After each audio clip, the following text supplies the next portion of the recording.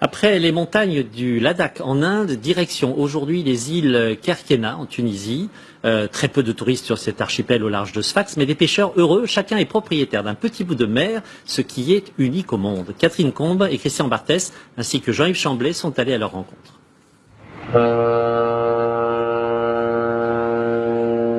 10 heures, le Cercinas s'éloigne du port de Sfax, direction les îles Kerkena. 1 heure de traversée. Et tel un mirage sorti de nulle part, l'île apparaît, enfin. Au débarquement, aucun touriste, seuls quelques insulaires et des citadins venus chercher le calme pour une journée. Kerkena n'est pas grande. À cet endroit de l'île, l'on peut voir le soleil se lever et se coucher dans la mer sans bouger. Sur ce lac salé, asséché, des plants sauvages de salicorne.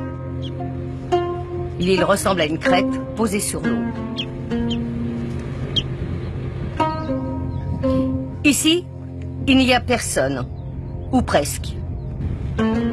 Pour rencontrer les Kerkéniens, il faut se rendre chez eux, à l'heure du repas. Salah est natif de l'île, comme ses aïeux. Il en parle avec passion. L'île appelle toujours les gens à revenir, par sa simplicité.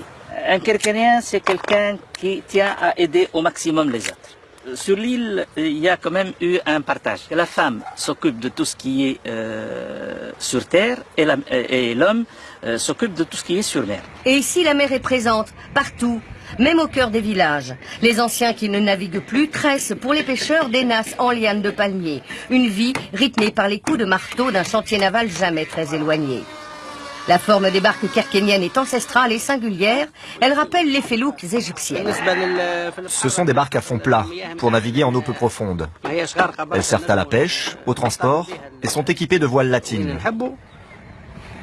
Retour de pêche au port de Kerkena. La saison du poulpe est terminée, et sur les quais, leur piège, des gargoulettes, sèchent au soleil. Aujourd'hui, dans les cales des bateaux, ce sont des crevettes que l'on trouve. On fait crevettes, tu veux manger? Hein? Tout de suite, là? Tout de suite, oui. Bon, bah oui. Et vous, vous pêchez depuis quel âge? 13 ans que j'ai fini l'école et je travaille ça. À cause de la pêche, c'est meilleure liberté. Ces pêcheurs de Kerkena ont une particularité unique au monde. Ils sont propriétaires de parcelles en mer, tout comme un agriculteur possède un terrain, et cela remonte au XVIIe siècle.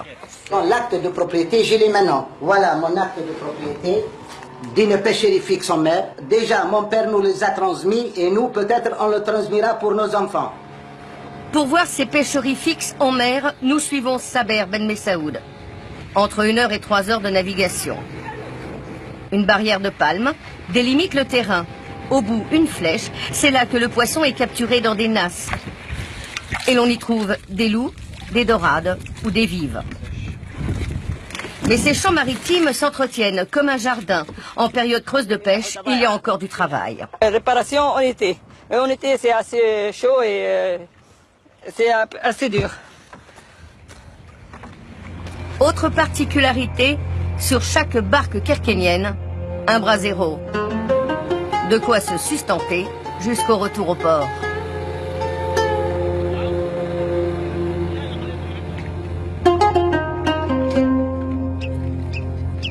Et en fin de journée, Kerkena ressemble à toutes ces îles, de celles qui font rêver.